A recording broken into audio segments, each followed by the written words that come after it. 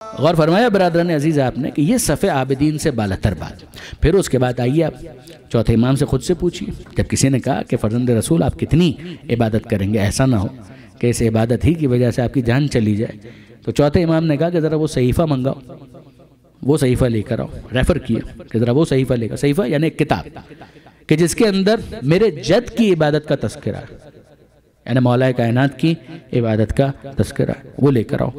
جب وہ لایا گیا تو وہ پھر کھول کے چوتھے امام نے اس میں سے کچھ صفحات پڑھنا شروع کیے اور آنسو بہاتے جاتے ہیں اور کہتے ہیں کہ کسی کی مجال ہے کہ عبادت کے اس درجے پر پہنچ سکے جہاں پر میرے جد فائز تھے.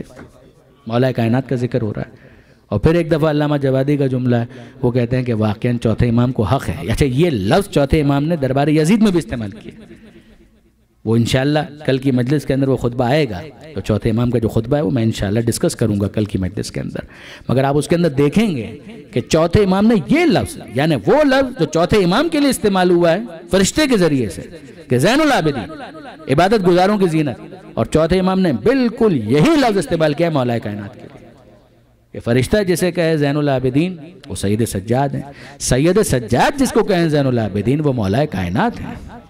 غور فرمائیے گا برادران عزیز، اور یقین جانیے برادران عزیز کہ حق یہی ہے کہ چوتھے امام یہ کہیں کہ کسی کی مجال ہے کہ کوئی اس مرتبہ عبادت تک پہنچ سکے جو میرے مولا، میرے جد کہہ رہے ہیں، میرے جد اور میرے مولا ان کا مرتبہ عبادت ہے، وہاں تک کوئی پہنچ سکتا ہے، اور حق یہی ہے. اس لیے کہ یہ تو سند پیغمبر نے دی تھی مولا کائنات کو کہ جب جا رہے تھے خندق کے میدان میں تو کیا کہا تھا، اور پھر اس کے بعد جب لوٹ رہے تھے تب کیا کہا تھا.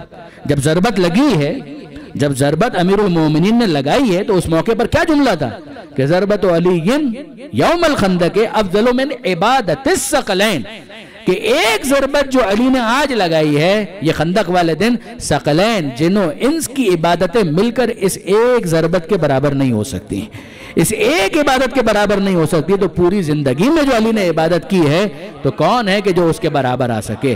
درود بھیجئے محمد و آل محمد پر.